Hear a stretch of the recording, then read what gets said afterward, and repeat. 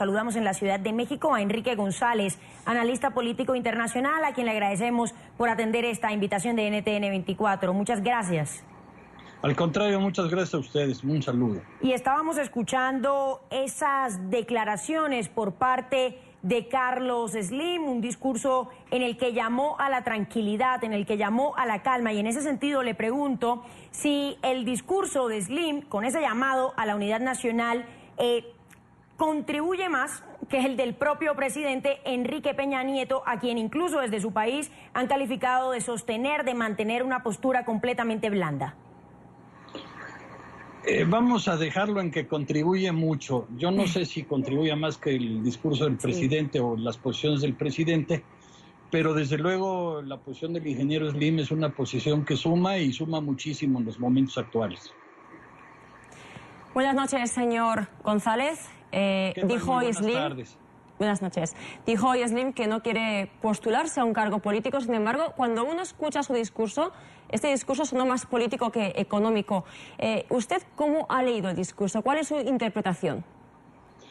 Bueno, desde luego es un discurso político, pero que enfatiza como tema sustantivo la parte económica.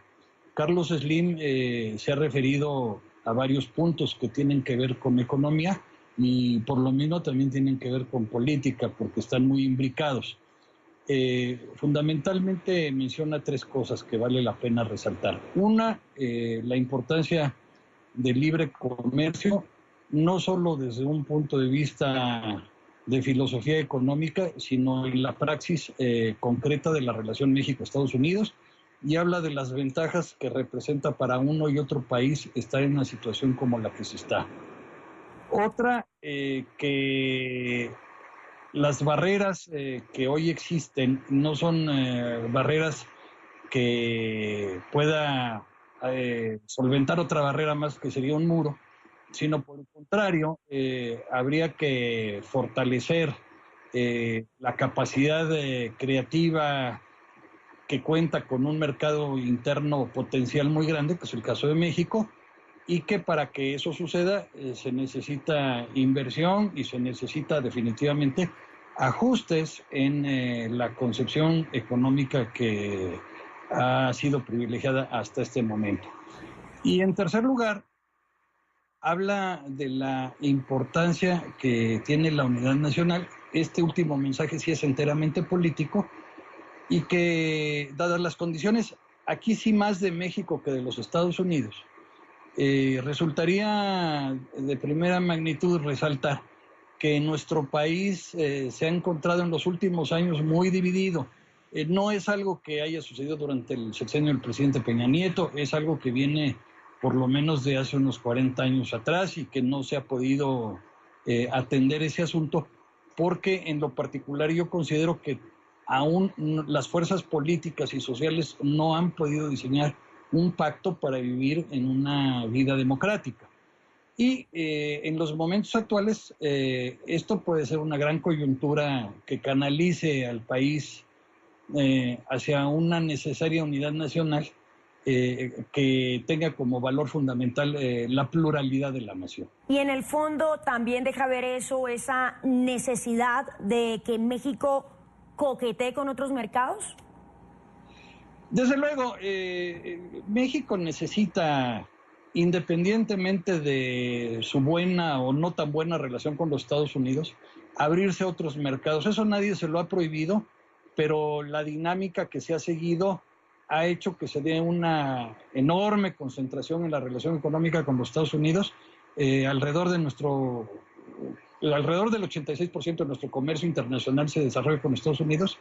Entonces, sin que eso disminuya, sí sería importantísimo que México mirase hacia el sur del continente, particularmente con aliados de nosotros, como es el caso de Colombia, Chile y Perú, y también hacia el Océano Pacífico, y que fortaleciera sus lazos comerciales con Europa.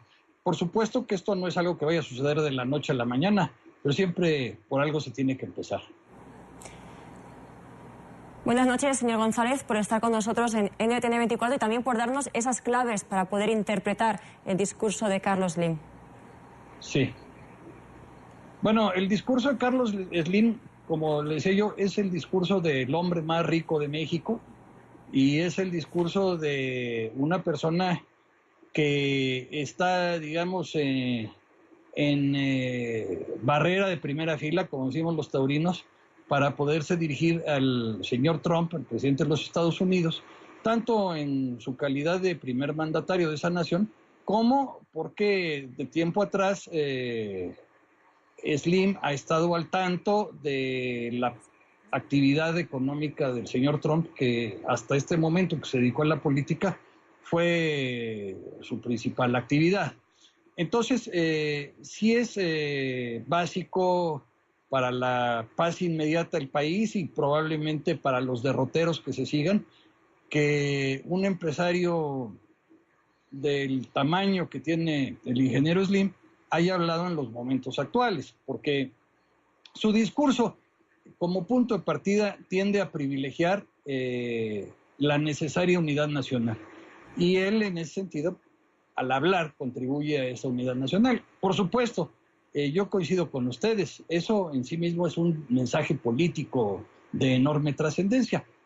Y obvio que ese mensaje político él lo sustenta en las actividades que él desarrolla, que son actividades particularmente económicas. Sí, claro. Pero pues yo diría que hoy en día cualquier actividad económica es política, ¿no? Y viceversa. Sí, señor. Pues gracias por haber estado con nosotros esta noche desde la Ciudad de México, por su tiempo. Le agradecemos a Enrique González, analista político internacional. Muy amable, señor. Al contrario, un placer estar con ustedes y muchos saludos a su auditorio. El placer es nuestro.